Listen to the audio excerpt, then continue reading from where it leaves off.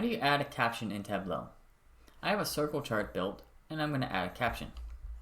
Click on Worksheet and click Show Caption. On the bottom you have your caption, which can be edited.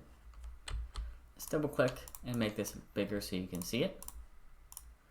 Tableau automatically created a caption and said 1 circle per customer size by total sales, and some more information.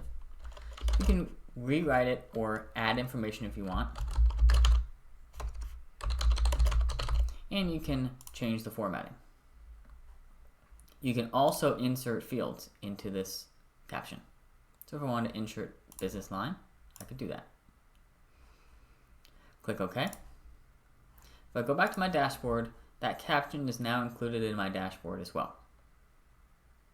In addition, let's go back to the sheet and show you how to add a summary. If you click on Worksheet, Show Summary, you get a summary of the measures on the view as well. So you can see the sum of this total sales is 1.6 million. You have an average, a minimum, maximum, and you have your value as well. Hope this helps.